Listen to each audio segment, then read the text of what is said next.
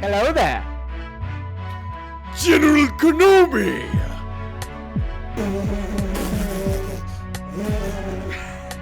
Those are our lightsaber sound effects. Welcome back, everybody. Another happy landing. We are here. Tanner, Al, another happy landing. Before we get into it, thank you to the Movie Meal patrons. Steve, Kimberly, Karen, you guys rock for being top tier patrons. Shout out to you.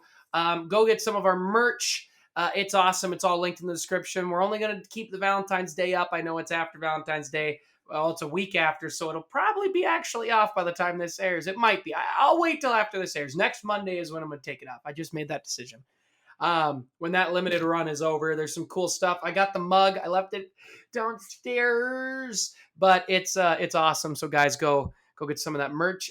Before we get into any further of the video, this video is actually sponsored, guys. Movie Meals has a sponsor. A good friend of ours has started a new website called Amateur Auteur. It is awesome. He does great essays about pretty much anything in the world of entertainment. Please go give him some love. He's got essays about Friends, The Ideal Heroes. His website is built so beautifully. Go check him out. His writing is exceptional, and we love everything about him. I've loved both his essays so far. He's got 2 up and currently working on even more to come. So Movie Meals, please go check out Amateur Auteur. You can follow them on Twitter as well. Everything will be linked down in the description. Go check it out. Tanner and I don't have a lot to talk about today. There's not a whole lot in the news, necessarily in like lots of storylines, but there are big storylines, and that comes down to the 2 main ones for us is High Republic, Gina Carano. We're going to get to that last with Gina Carano because it's kind of big and out there. So let's talk about Bantha Poodoo for 2 hours. Are you kidding me? Make it 3. You know I love Bantha Poodoo. We'll maybe pick our next book. Al wrote down the list of all the novels he wants to read. I've got the ones I also have read on here. Al's coming prepared for this episode, and Tanner is behind. What is happening? It's true. There's a disturbance in the force, Tanner. There's a disturbance in the force. It's not Christmas, but it is cold where I live. So Yoda, Baby Yoda, Grogu himself came back. But let's get into it. High Republic. Tanner, we finished the book, the part 3. What did you think of part 3 and just kind of the book as a whole? Did it get a little better for you, worse, about the same? I would say about the same, but overall, I had a good experience going through it. I might have some minor gripes and so on, but boy, howdy, there was one last bit, and I know we talked a little bit about this last bit of this book that's got me so stoked. And it was the epilogue. It was the epilogue. Yeah, spoiler. Go ahead. It's spoilers for this book. Go ahead and talk about it. Blew my mind as they're doing the they're doing the ceremony for opening the first Starlight Beacon. The Starlight Beacon to spread the goodwill of the Republic to the Outer Rims and the more uncolonized areas. And so they finally get that done. We get this cute little love story moment between Elzar Mann and Avar Kriss as they're sitting there talking about things, and you get the inkling that they've been around each other for quite some time, and that there's intimate. It's intimate. Very intimate, and because the Jedi Order at this point in time is so stringent with their beliefs, there's this moment of man, I could if I could just hold your hand, but nope, we can't do that. Yeah, I will not be enveloped by my feelings. Broke my little heart. Just because it's something that feels so human and so normal, but then and for an order as the Jedi as they are, it breaks my heart that at this point in time that they're so anti-relationship. So that was a fun little moment for me that I was like, wow, that's a nice little moment of connection that I get with these characters. And then, oh man, dude, he gets a crazy flashback, or he has a vision. He has a vision. Yes, he has a vision of the future. Vision of what's to come, and he talks about seeing all of these Jedi falling, and being unable to do anything for them as they're dying in horror and terror. And I was like, oh my, what is happening? What kind of vision is Yeah, he having right now? Is it because my mind went to two different places. Is he envisioning Order 66, or that's where my mind went right away. is he envisioning the downfall of like the Renaissance period of the Jedi? Is he witnessing the downfall of the High Republic at this moment? Yeah, that's a good point. And I don't know. It makes me excited for the Anyways, I next got book in July. yes. June or July? July. July. July, Yes. yeah. Yeah, it makes me excited for it. I think it comes out, isn't July 1st, you said? I want to actually say that the book itself comes out in June. The audiobook comes out in July. Oh. Beginning July, something like that. Okay. All right. All right. All right. All right. We'll keep Maybe people I wrote posted it about down. that one. But I've got a number of other things that I can expand on a little bit Please later. do. But I'm really curious. I'm really Oh, curious as to what you thought for the last bit on this one. I agree. I thought the epilogue was the best part of the entire book. It made me hyped for the next book. I didn't even once think that it was the fall of the High Republic. My thought was only that it was Order 66. So I like that you brought that in. And one of the things I love about the character of Qui-Gon, shout out to my brother Nick, Annie Essays, go check him out on YouTube. Um, he is just such a lover of Qui-Gon. Qui-Gon's his favorite character. And I read the Master and Apprentice novel, and it talks a lot because Qui-Gon was so deep into prophecies and visions and what they meant through the Force. And I liked that we got a High Republic, new Jedi kind of real showing of visions because we really don't get them as much as we really think in Star Wars. Right. It's different than Harry Potter where they get their one vision and it's the big prophecy that's, the same with Game of Thrones, the big prophecy that like takes over the whole arc. Where in this, the Jedi are constantly getting visions, but we don't hear about it as much. And like with Rey's vision in The Force Awakens, which I love, where she's getting quick snippets of what's to come and not the full thing. And that's what it felt like he got because he doesn't mention anything about clones, anybody in white, anybody, going after the Jedi. He just sees them falling.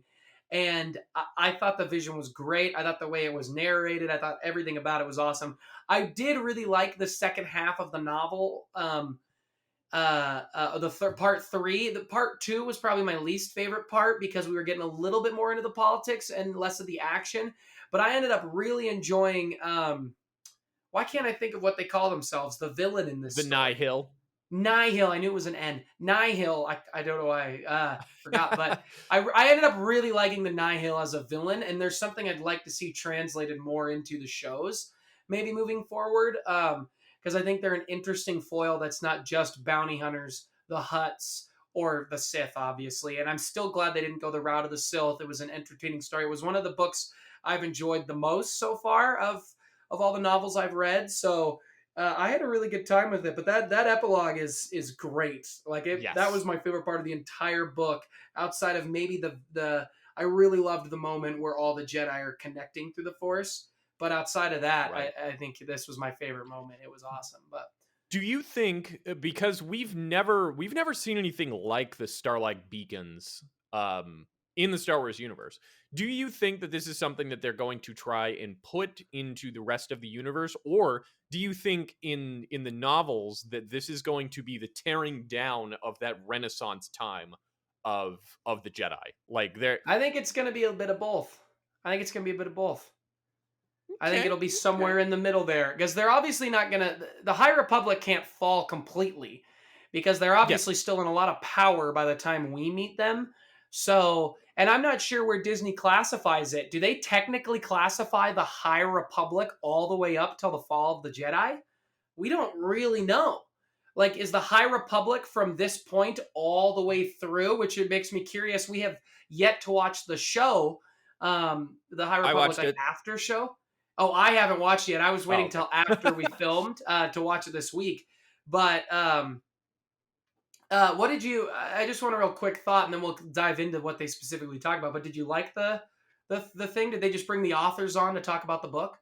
Oh, I liked it a lot. No, well, so our host of the show, she was effectively covering like all of the things that are coming in the New Republic and all the books that are being currently put out right now. There were some Okay. spoiler spots that they were talking about, and just like covering some of the like a quick synopsis of each one of them, and like the Okay. core things that really kick off the universe.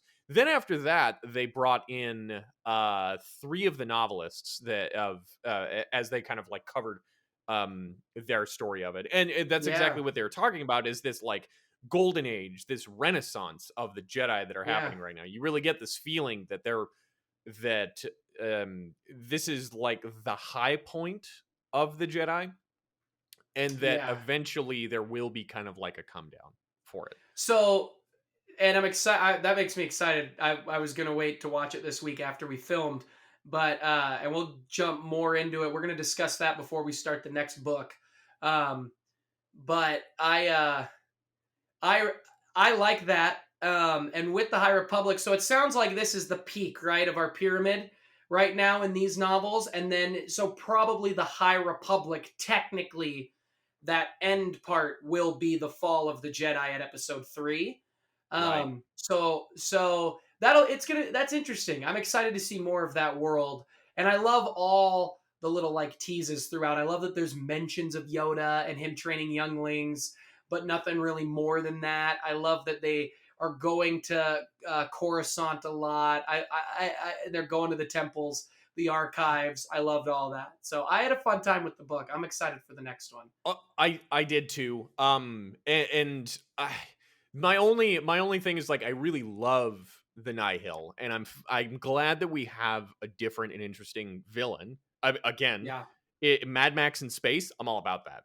Yeah. I guess they still feel a little small fry compared to Jedi to me, but I'm also really curious where they're going to be taking them, because Yeah. I there's get some that. potential there's some potential there that I mean, yes, the Jedi are incredibly powerful when it comes to like direct combat and so on, but from the ending of this book, we get the sense that they have this thing called the pathway, or Mhm. pathfinders as well, that are able to find all of these other hyperspace routes throughout the galaxy that other people can't access. And I really kind of got the sense of like, oh, that's a really potent ability to be able to effectively show up where you want, when you want, safely throughout the galaxy, without Yeah. anyone really knowing or following you. And so I'm curious to see how big of a threat they will become, because I think one of the final lines that he had said was, we will gather we will gather up, we will try to bring as many people into the Nihil, and I will give you the stars. Uh, Yeah. and I just hope that we really get kind of uh, a little bit more of some gravitas maybe in the Yeah. next book. Yeah. I'm with you. And Claudia Gray is doing the next one, I believe. No, she did the young adult Yes. novel. Mhm. She did the young adult novel, I think. I think it's the same writer. Yeah, Let this me one double is check the this. same writer. But while you're looking, one of the things that I really like too about the novel is we get the hyperspace lanes.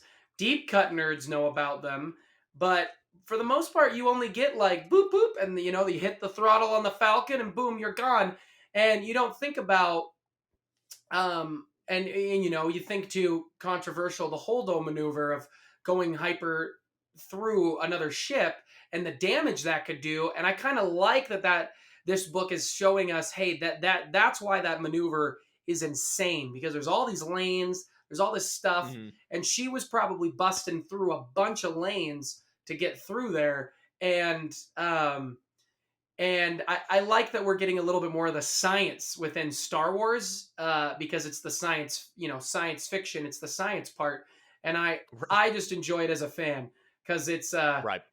I never really thought much about it. It was always just hit the throttle and go. But it's like, once I saw The Last Jedi, it's like, yeah, why don't they ever just run into each other? And then this book kind of dives a lot more into the hyperlanes, and I enjoy that. So if you're a fan of kind of more of the science and techie stuff too of Star Wars, it's pretty cool. really the only line that we get from it from the movies is when Han Solo is trying to calculate his jump to hyperspace at one point, as he's if someone's like, well, oh yeah, I think it's Luke makes the Luke says the line of like, well, why don't you just go ahead and slam it through right now? It's like, well, if you don't make the Yeah. proper calculations, then you wind up either winding up in a black hole or in the center of a planet. Yeah. Yeah. And And one of the few things I like from Rise of Skywalker is when they do the hyper skipping, and they're just popping in and out of those lanes. It's one of the few action that's so moments I funny. kind of like. What, you don't like it? I do not like hyperspace skipping in the slightest. Maybe this is just my own preconceived ideas of what it is, but like that there's a reason that hyperspace drives need to be able to charge up for a hot second. You go, then you exit it, and they need to cool down for a minute. And then that one at points in times just really kind of felt like, oh, we're just gonna. Someone came in as like, oh man, you know what would look really cool is if we took the Falcon and then made it like do a jump in one place and then it jumped into somewhere completely different where there was like mountains and stuff, and it jumped into another one where there's space whales. Don't get me wrong. Again, You just made visually me like cool. it less. But it's okay. I don't like that movie. I'm not crazy about that. I like the Holdo maneuver more than I like hyperspace skipping. Even though the Holdo maneuver, I still am of the mind that it's a little universe break. But we'll get there. Real quick side tangent. All of the high schoolers I've been coaching found the channel and they were watching it. They were asking me if I was embarrassed by my channel, and I was like, no. But they were watching my reaction to the Rise of Skywalker trailer, and I quietly said to myself, I was like, man, it's such a bummer that movie sucked, because I'm so energetic in that. If you haven't seen it, go check out the reaction on the channel. But and then all the kids kind of looked at me when they're like, you didn't like Rise of Skywalker? And I was like, no. And they all kind of went, huh. And I was like, oh, yeah. All right. We could have a discussion here. We didn't, but I was like, we could have a discussion, and I'll show you the ways. I'll show you the ways. I'll show you. They like Rise of Skywalker? I don't know if they did, but they just said, huh. So I assume it was a disagreement. But anyway, I like the novel. Do you have anything else on the novel you want to touch on here? There was one other thing that I remember wanting to touch on, but I'm totally spacing it out. No, it's just overall good novel. I'd recommend. I would actually recommend reading through it. Is it like top tier novels of all time? No, but if you want to get back into the Star Wars universe and just like really kind of settle in, have a nice little cup of tea, and hear a little bit about lightsabers and the Force and Jedi, it's a great time. I think it's good for the casual fan that might dive in and out of a Star Wars book. Like Lost Stars is like that, where it doesn't necessarily amplify a whole lot of the canon, but you get kind of a fun side story. Compared to like a book like Catalyst, which enhances your viewing of like a Rogue One. But anyway, so let's just move on. Talk about the big heavy hitter, and then we'll just end the show after this. But Gina Carano is fired from Lucasfilm. It sounded more like she was not really technically under contract. I don't know if that's true, but Gina Carano, she basically compared the way Republicans are treated to how Jews at the Holocaust were treated. And Disney announced that they were going to that she was not part of the company and would not be returning to the company. But I'm pulling up the story right now, so just to make sure that we watch it in case I missed something. So she leaves the company. She's no longer part of the Mandalorian. Then she signs a deal with what's his face, the big Republican guy, Ben Shapiro. Is that how you say his last name? Oh, did she sign? I actually am unfamiliar with this. That she signed a deal with Ben Shapiro. Yeah, they're like making a movie together, and she tweeted out like they'll never What? stop us or something. She's also in the past, she's liked tweets that are transphobic and homophobic. Um, and there's something else she got a lot of blame for, but I can't remember what it was. So Um, specifically the thing that she had said that was kind of the last straw for Disney was she had thrown up a post of a woman that was being antagonized and beaten in Germany, yeah, right as ghettos were being implemented and the Holocaust was beginning. Anyways, so she says in her post, because history is edited, most people today don't realize that to get to the point where Nazi soldiers could easily round up thousands of Jews, the governments first made their neighbors hate them simply for being Jews. How is that any different from hating someone for their political views? And I mean, I mean, are we're we not rounding up serious? Republicans and putting them in concentration camps. Oh Like, what? god. What? Okay, I want to get this out here. I think Gina Carano actually does a great job in the first season. I really liked her. I thought she was flat in the first episode she's in of the second season, and then I thought she got back to where I liked her in season one. Putting the Right. art and artist aside, separating those two, I think she does a good job. Ben Shapiro or whatever came out and was like, or no, not her, Ted Cruz came out and said, she broke grounds in Star Wars. And I don't think he's necessarily wrong.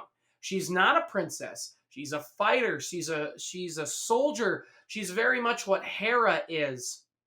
Um, Right. to two young girls. Hera obviously being an animated character compared to a live action, and a live action is going to do more than an animated one. And I agree with everything he said, but you're a company. And if somebody says things that are violating the way that your brand is and all that, you have right to not renew a contract. It does not sound like she got fired. It sounds like she did not get her contract renewed. A report came out that Disney's been trying to get rid of her for a while, and that this was the last straw. I'm curious what that means because it does sound like it was a contract renewal, not a firing. But Mhm. and she was rumored. It was never for sure. It was rumored that she was going to lead the new show with John Favreau and Dave Filoni that they were doing. Which one is that? I can't remember. Rangers of the Republic was the new one that they Rangers of the New announced. Republic. Yeah. Listen, Which is, I think this I'm is in better. agreement. I'm in agreement with you that I actually, for her performance in what we got from Gina Carano, I liked her. I know a lot of people are kind of negative on her performance, that it's very wooden. But just this is just purely from an acting standpoint. I didn't think she killed it. Not unlike something like Bill Burr in the second season. Like, I thought that he hit it out of the park. Yeah. But Well, Bill Burr is she also an is actor. well, yeah. Um, she didn't blow my socks off, but it was also nice to have. It was. I thought that what she was delivering was good. I didn't think it was amazing, but it was good. And I like the And character.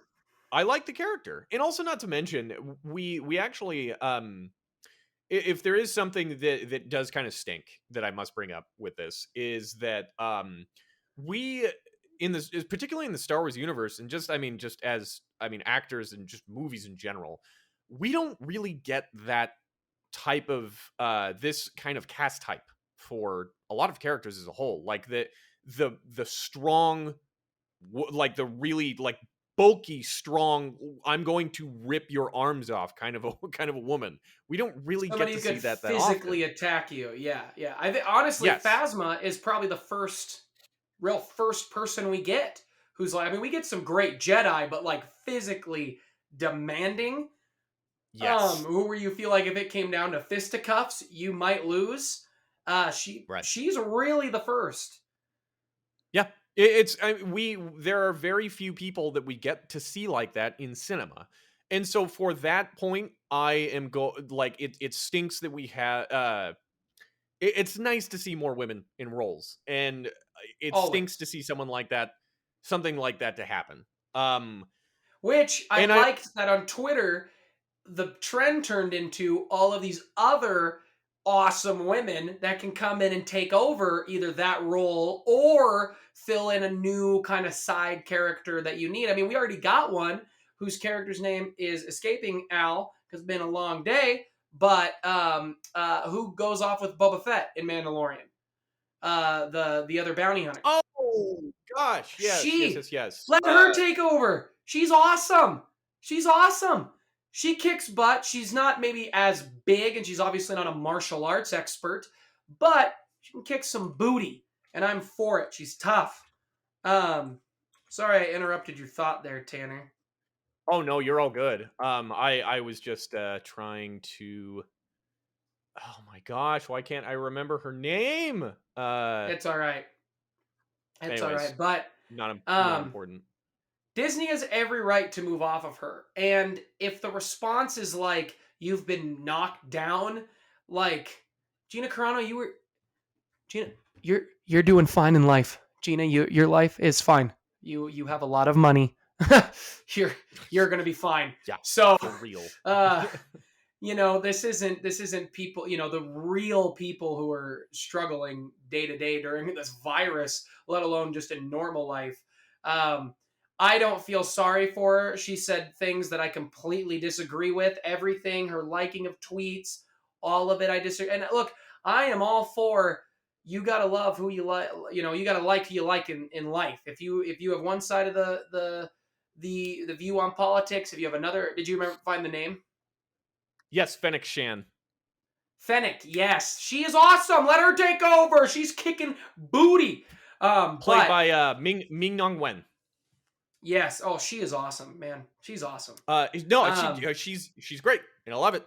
It's again, I love her portrayal. It's just again that just built woman is not really a role that we get to see. So that stinks to go. But I'm curious as to what you think. I got a million different thoughts that are bouncing off me right now, but I would personally love to see her recast. I would still like to see that character because, dude, there's a lot of interesting stuff to delve into with that character. I personally believe she's an Alderaanian who lost her planet and ended up becoming a drop trooper. Drop trooper, yes. Who experienced a lot during the Galactic Civil War. Yeah. And there's a ton to really delve into with that. So I would like to see that character go on. If that's not the case, I understand. And I will get over it. I'm good either way. You'd have to get somebody, I think, just as physically gifted and great. I think you need somebody. I mean, that the opening scene with her is awesome of season 2, where she finally comes back and she's just taking out those guys down in the old Mandalorian armory. It's awesome. But I want to finish this thought too, where in life, and the whole point of Star Wars is to no matter what your differences are, you care about one another. That's the whole point of Star Wars. And Tanner is not, Tanner is just joined on Movie Meals. He's the first partner of Movie Meals where he's coming over to join us. If he says something I don't like, this is my channel and show. I would talk to my partner and say, look, Tanner has been saying stuff I do not like, I do not agree with. I think we should terminate the deal we have with him. And we have every right to do that. I'm not going to do that because I love Tanner. Right. But Disney has every right to move off of her. And the whole I stand with her, it's great that you are fired. If you're fired up and you're like, look, she is a awesome woman who lost a role for a dumb reason, and you believe it's a dumb reason. I mean, you got to believe what you got to believe. But she said some nasty stuff, and it's one thing, if Tanner and I have complete disagreements on The Last Jedi, we disagree on it. I'm for it. He's not for it, but I'm not firing him over it. He says things I don't agree with, but I don't fire him over because he doesn't say legit horrible things. He's not saying to me that, if I come after him and I'm like, look, you're wrong about your Last Jedi takes, and his response is, well, you're treating me like a Jew during the Holocaust. That's horrible. That's a horrible thing to say. That's not true. and she needed to go. She said a lot of horrible things, and Yeah. she needs. I hope she changes. I hope she learns. Is what I hope from her. That I hope she learns that what she is doing is incorrect, Right. There's and not okay. two particular things that I have on my mind, and one of them is from a number of people of that freedom of speech does not protect you from freedom of consequence. I have heard that from Yeah, people on all sides of the aisle, and this is absolutely one of those situations. And not to mention, let's bring up the fact that she's been bringing up a number of problematic things for Disney multiple times now. Just as an yeah. example, Bad PR. she was ridiculing the mask mandate that California was instituting, and also That's the one I couldn't remember. compared the second impeachment of the former President Former. Donald Trump, to comparing it to Groundhog Day, and then was also the other one was mocking trans people. Or So if I'm Disney and the only thing that's in the news the whole time with her is the Groundhog Day impeachment thing, and I'm not for Trump, that doesn't bother me. That's voicing your opinion in an appropriate way, just comparing the movie to what is happening on a political side that you view. Then you go, oh my gosh. You start liking things about how trans women don't deserve rights. Like what? Or they're not real women. That's just untrue. And or you start comparing the way Republicans are treated to the Holocaust. I just can't get my mind around that. Come to me when right, 6 million Republicans are thrown into a concentration camp by Democrats, and then you have your argument. Are you kidding me? Are you kidding me with that? Like, that's just uneducated. I'm a history major. That's uneducation right there. I'm a teacher. Gina, maybe you need to go back to school. But it just yeah, and I hope God, she learns. it's sorry, it was she had been uh it was a pronouns conversation that was actually happening, just to kind of bring that She around. said something like, I'm going to use he, she, regardless of what you ask me to call you, or something I like think that. she said I'm going to use beep boop, like Oh, quoting from R2D2 in that particular moment. But my point is that she actually had, there was an article that came out some time ago where Disney asked, like, hey, if you want to stay in this, just come out, back have a off. public apology, and we'll call everything square. And it, I just don't, at this point in time, the writing has been on the wall for quite some time. As a company, Disney has been looking at this. And also, let me throw this out there, that I don't think Disney, by any regards, is a perfect company, because there have been a number of things that Disney themselves have done that are not great with these sort of situations. Anywho, Yeah. so I mean, like, yes, I'm critical of Disney, but they're well within their rights to be doing this. They have talked to Yeah. her and said, like, hey, dude, we can't have this happening. Let's stop this. And just, you come out and make this comparison, and they're like, all right, that's the final straw. Sorry. Some people have been comparing this to the James Gunn firing that happened some time ago, because James Gunn, admittedly, I don't know if you've gone through and had read some of the previous tweets that he had thrown up. I remember the James Gunn stuff Yes. very well. They are not good tweets. I'll be the first to admit that. Here's the However, difference. You go. You finish your thought. I don't want to interrupt you. that being said, he began to publicly apologize, and had apologized for them multiple times, and said, that was wrong. That's not me anymore. I'm different. And then was Yeah. fired still. And Then then he was rehired back onto there. It's people say stupid and just idiotic and dumb things in their youth. Yeah. But the important part is that you be able to grow and learn as a person, and to be able to look back and say, I'm sorry, that's not me anymore. We're human. We still need to be able to grow and evolve and become better people. But yeah, yeah. Do you have the full tweet that she liked about the beep boop thing against transgender people? Let me go ahead and pull that up. Do you mind? I'd like to hear the full thing before I say my thought on off of what we were just talking about. Do you wanna go ahead and fill the air a little bit before this? Filling time. Obi-Wan Kenobi is the greatest character for multiple reasons, but let's get down to brass tacks. The man's beard, incredible. Movie meals, it's incredible. Ian McGregor, Alec Guinness, they might be the same person. Number two, his wizard movements in episode 4, insane. When that first shot of him walking around the hill and he looks all funky with the weird sound, amazing. Point 3, I have a man crush on him. This is what it was. Okay. So people were asking her to put her pronouns into her Twitter bio. She came out and said she put beep bop boop in her Twitter bio because she didn't understand why people put their pronouns there. Then she eventually removed it as well. Okay, so yeah. Here's my thing. With everything that she has done that's come out, the writing on the wall or the base writing you take away from that of her past, the way she's acted in past interviews, past tweets, knowing all the information, she's coming from a place of hate. That is, that is, why would I do that? I don't believe in transgender people. That's dumb. I'm gonna put beep boop. That's where she's coming from.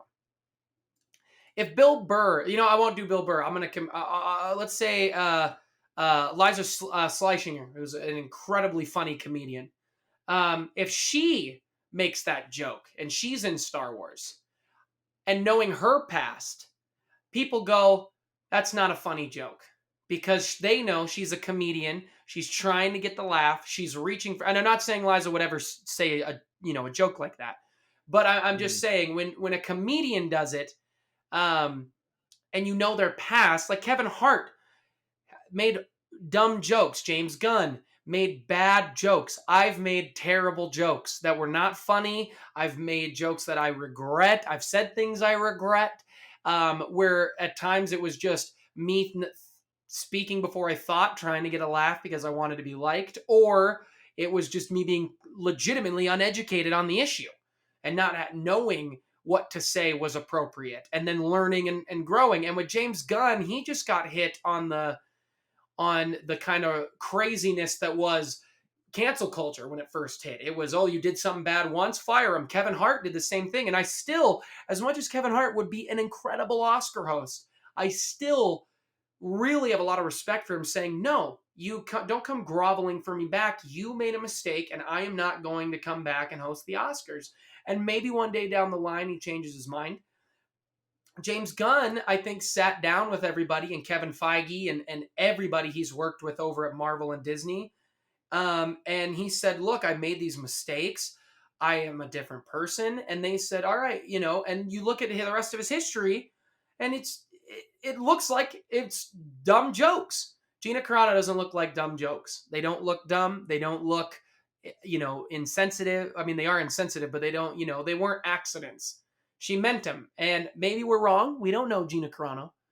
But writing on the wall says we're probably right. And then her tweet with Ben Shapiro immediately tells me I'm right. But yeah, that was my piece. You have another thought on this?